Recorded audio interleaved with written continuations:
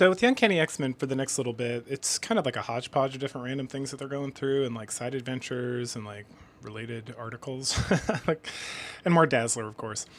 So I'm gonna name arcs that are not like wholly comprehensive necessarily of what's going on, but they're kind of like it's like the main stretch of like what's occurring in these issues. So I'm gonna go ahead and start. Oh, go ahead and please go ahead and like, share, subscribe, comment, and such. And we'll go ahead and get started. Here we go. Uncanny X-Men number 143 to begin with. I don't know why it's opening at the very end. But this is a Christmas episode, or Hanukkah, if you will, because it stars Kitty Pryde for the most part. And all the X-Men are, doing their Christmas leave thing. It actually starts off with a recollection of a long time ago when the new generation first showed up. Cyclops or somebody like opened up a cairn and released like a demon, and then Storm had to defeat Storm like closed it out after like Wolverine and Cyclops have been fighting this thing for a while or whatnot. I guess one of those demons escaped and has been hanging out because it kills this beautiful couple that's out and about trying to buy a Christmas tree for their new apartment. Sad.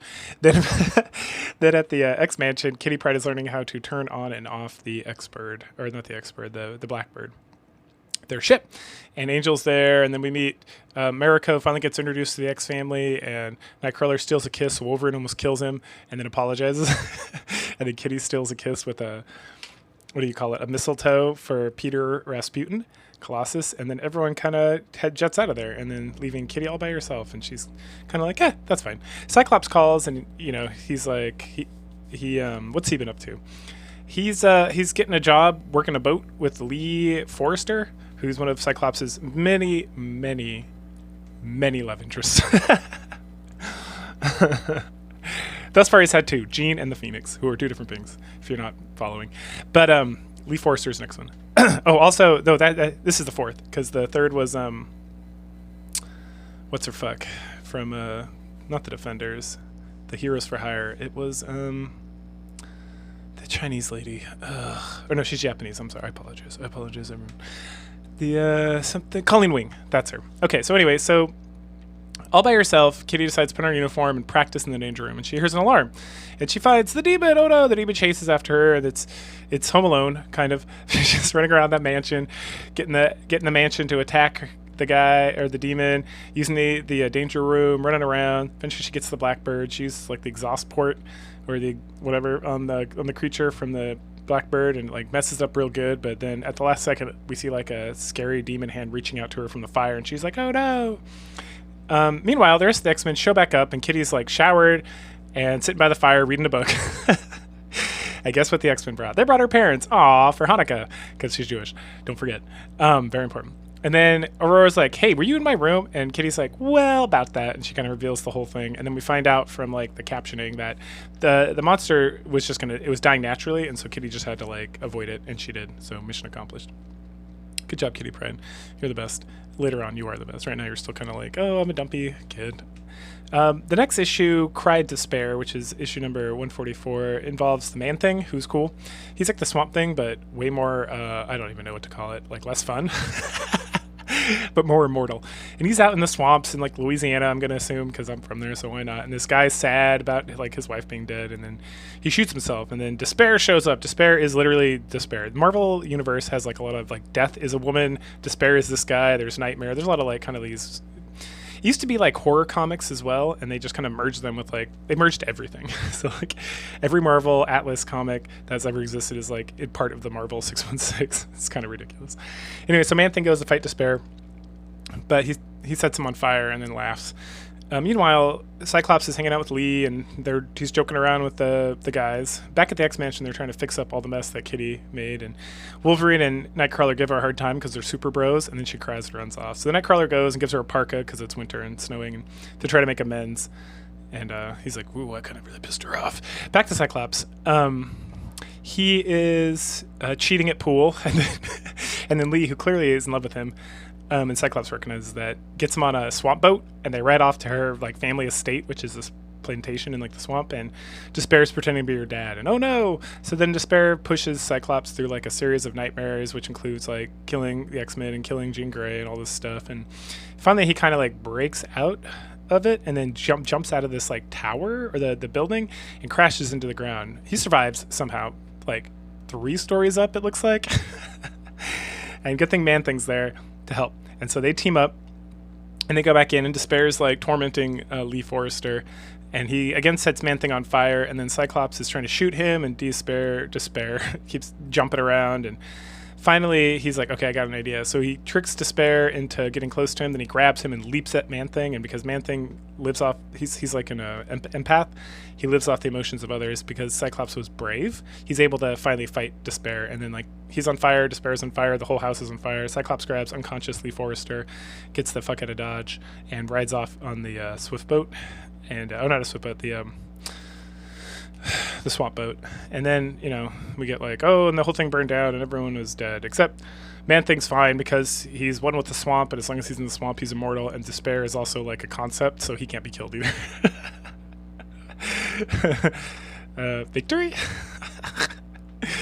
Anyway, I finally get to the meat of the reason I called this the Doctor Doom arc, and that is issue number 145. And here Aurora and Stevie, I can't remember her last name, they're off to, or Stevie Hunter, they're off to the ballet or something, and they're out watching this thing and discussing it and being homies, and then Arcade's like lady shows up and touches both of them, and then she gets hit by Storm's power, and then Nikki passes out, and then Aurora passes out because this lady's here to give a warning that Arcade has been captured by Doom, and then she captured a bunch of like Liliana and Moira and Stephanie, Nightcrawler's girl, and Jean Grey's parents, and then Stevie here, and they'll only get released if they can get Arcade from Doctor Doom. So Aurora wakes up, she checks, it all checks out. All those people have been kidnapped or are gone, and so she flies back. So the X-Men discuss what's going on. They call Beast to get some information on Doom, and then they decide they're gonna. Storm comes up with a plan. That plan involves gathering like a blue team, right? The gold team, blue team, that comes up much later, but a second team of X-Men. So Press X reaches out to Havoc and Lorna, and then he reaches out to Iceman, and then he tries reaching out, and Banshee, and then he tries reaching out to Cyclops, but Cyclops can't be reached because he's too far away. And I guess Magneto's like little cute magnetic storm thing is still like in effect around the world, so he doesn't have like full access to his powers or something. Unfortunate for him. So where is Cyclops? Cyclops is not hanging out in the bayou with his lady friend. He's actually in the Bahamas or like in the Caribbean, and there was like a storm wreck, and he's lost his visor, so he covers his face with a bandage, which is like good enough for some reason. And Lee Forrester rolls up and he's like, what are we gonna do? It's like, well, we're gonna get rescued, right? And it's a silence. It's like that Anakin meme. Okay.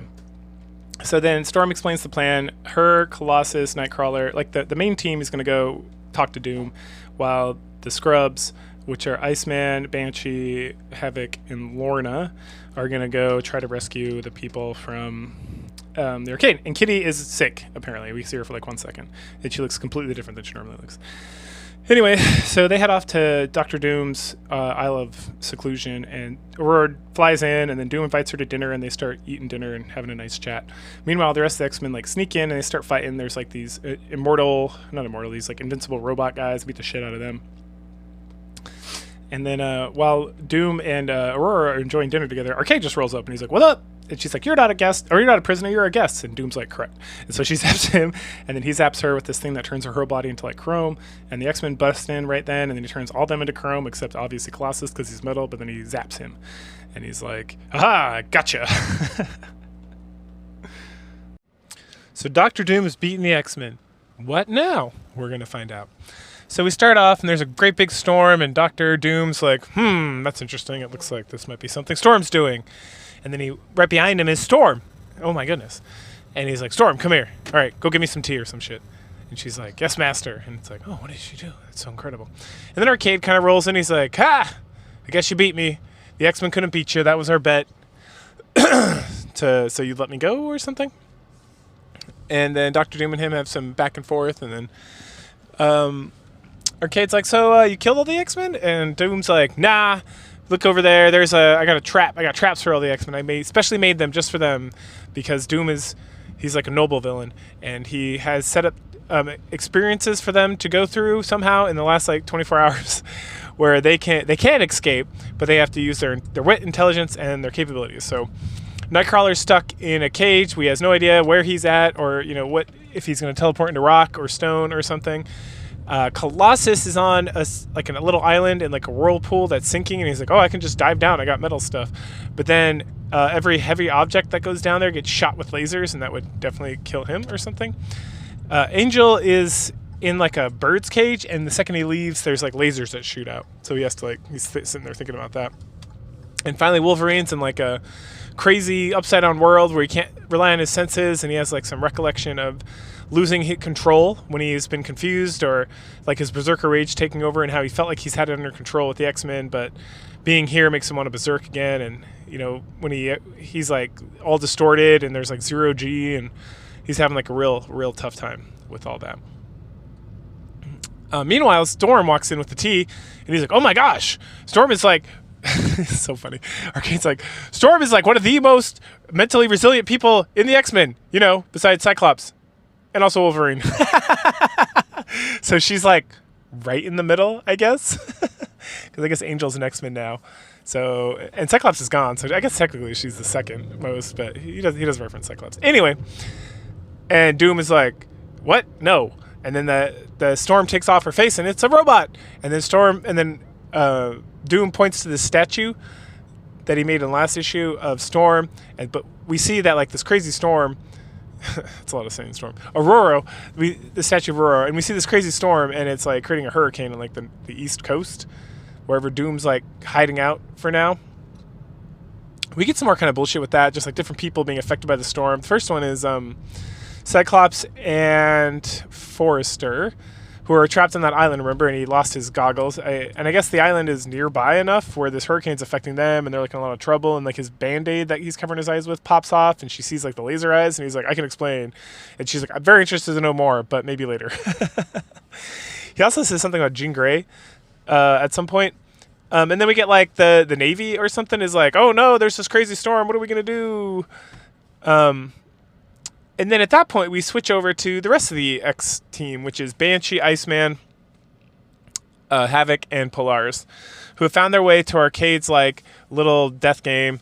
And Polaris like shuts it all down using her magnetic powers, and then Alex blasts their way in there. But ruh-roh, they were expecting that. Arcade's like little girlfriend, and so they like turned off everything before she could like electromagnetic pulse it or something, even though that's not how that works, but whatever. And then they get trapped in their own little game. So Havoc, I know it's a lot of this. And so Havoc, he's on some sort of like roller coaster ride. Iceman's in like an ice rink that's melting, and there keep being like these hockey robots that show up, and when he defeats them, they like explode, and underneath the ice is acid. Lorna is in like a weird amusement park where she gets attacked by like these horses, and then there's like what looks like to be Ileana Rasputin, but she's actually like an evil robot girl. And then Banshee is in like the Wild West, and he's having like a gunfight, even though, because remember he lost like his powers of screaming, so now he's got to like he's used his pistol to quick draw and stuff. We go to Miss, God, what is her name? Anyway, Arcade's girlfriend, and it's her and like her assistant, who's this guy, and they're talking about like, hey, we don't have like all the resources that we normally have, and like, but we're gonna kill the X-Men and get Arcade back or something. Their plan wasn't like fully formed out, I feel, but here they are, they're doing it. Anyway, Havoc quickly destroys his portion, kind of escapes, tricks like the guy to come track him down because he's like blowing shit up, and then he beats that guy up, and then he sneaks into like the area with the lady and like grabs her at some point. Meanwhile, who's next? Was it Banshee? No. I'm getting confused because the next issue is like the exact same thing but with the other X-Men. It's not Iceman. Is it Banshee? I think it is. I think Banshee like breaks free of like his area. Oh no, Iceman. So Banshee's being attacked. Iceman breaks free of his area. And actually, no, Lorna breaks free of her area. She goes to the ice level, helps Iceman rescue himself. They like defend against that, and then Lorna's like she's the all-star here, really. She's like using like all of Magneto's powers essentially, because she has the same powers, they're just not as strong. So she's like blocking metal, destroying metal, like breaking through things, like creating shields. She's really crushing it. And then they rescue Banshee, and then they're about to get jumped by these like blow up robots, and that's when Havoc knocks the girl out or captures her. And then they rescue all their friends and family members that were captured, and they're outside, and Banshee's like, ruh-roh, this doesn't look good. And Alex is like, what, it's just a storm? And he's like, no, it's not. And that's like the end of that episode. Or that issue. And the next issue, we get the X-Men start to like figure out how to get through their thing. The first thing is Arcade's like laughing, and he's like, here, have a drink. And Doom's like, why are you mocking me? Why you laugh? And he's like, because your little friend Nightcrawler's gone. And Nightcrawler is gone. He teleported 2 miles straight up into the air, which according to the book makes him feel like he's ran like 3 marathons at the same time. Anyway, he uses like air gusts from the storm and stuff to like safely get into the water, and then he sneaks back into Doom's base and beats up some guards and goes to like help the rest of the X-Men. Colossus decides that he needs to hold his breath, turn into a human form, get past the lasers, then turn into his metal form. Wolverine overcomes his berserker rage, uses his intelligence, and like starts busting up the place so we can get out of his room. And then Angel realizes that the lasers are not like hunting him, they're just like a laser maze. So then he's able to get out there, and then they all kind of converge into Doctor Doom, and then Nightcrawler and Wolverine get in there, and they start beating the shit out of Doctor Doom, and they're about to like really hurt him up, and then he's like, here, take this, and you can relieve Aurora from like her statue. And so they throw this little item at her, and then she comes out and she's pissed. So she starts, I am the Rogue Storm. And then she's like trying to like really massacre good old Doctor Doom. And then she's so like enraged from being trapped in that thing for so long that she's attacking friend and foe. And then at some point Colossus is like, I gotta stop this. So he like knocks some beams over underneath where they're standing and drops Doom, Arcade, and Wolverine and Nightcrawler down a level. And then Storm's like going crazy, and then Peter's like calling to her, and then Angel comes over and she like strikes them. And then at some point they like finally get through to her. So then she like flies up into the storm and like cancels it out, and then Angel goes up and rescues her. And it's all cutesy pootsy and stuff. And then they come down, and I guess like Arcade won his bet. They beat Doom, and he's like, all right, well, you can go, but I hate you. And then Storm and Doom have like a very cordial conversation about like, I'm sorry, you attacked my base of operation to fulfill whatever crazy thing Arcade was doing, and I just defended myself. So I feel like I really didn't do anything that wrong. And then Storm's like, that's fair. And she's like, so let us not be enemies, but we are not friends, because I'm really angry still. Maybe in the future we can resolve this some other way, but that's really on you. If you're going to be like an asshole or not, then we can decide if we're going to be friends or not. And Doom's like, I like that. That sounds very good. Good old Doom. This should be the movie. The Iron Man Doom movie. It should just be this, because you introduce the X-Men, you introduce Arcade, who's cool. It should just be this quadrology, these 4 comics. I think it was 4. Anyway, there's a really funny part here too, where like all the X-Men are free and Doom's free and Storm like recovers, and then Arcade's like trying to sneak out of the room, and then Colossus is like, no, I don't think so. And like nips him by the collar, and he's like, whoa.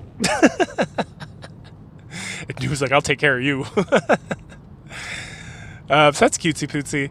Then the issue wraps up, and the Doom arc, as far as I'm concerned, wraps up here with we see Scott and I think it's Alexa Forrester. They're on the island, and he wakes up, and she's like, you have a lot of explaining to do, but look at that. And there's like this temple. I think she calls it a city, but it just looks like one structure, like a giant structure coming out of like the water. And he's like, that wasn't there before. And it's like, dun dun dun. So yeah, that's the Doom arc. It was cool. It's kind of all over the place. I like how it's like bringing in all the X team. I like having all the different stuff. I really like when they get like it gets out of hand with the X-Men. They'll have like 37 books or some insane bullshit like that. I like it when it's like 4 or 5 books. Like you got Wolverine, the New Mutants, Uncanny X-Men, regular X-Men. So you got the gold and blue teams. This is like we're sitting right in like the 90s in this era. And then like X Factor or X Force. That's good. That's like a nice sweet spot, because it's like all these guys are doing different. Oh, and Excalibur is cool too. So that's maybe 6 books. That's like the peak, because everyone's doing different stuff. They all have like their own things they're taking care of. They have interesting casts and characters, and it's like just enough, because they're all different enough. Like the whole mutant thing is like so crazy. But yeah, so I like that. Anyway, we'll get there. But that, yeah, it's good. It's really good. I like this little arc they do. And cool. Well, then go ahead, like, share, subscribe, and I will catch y'all later.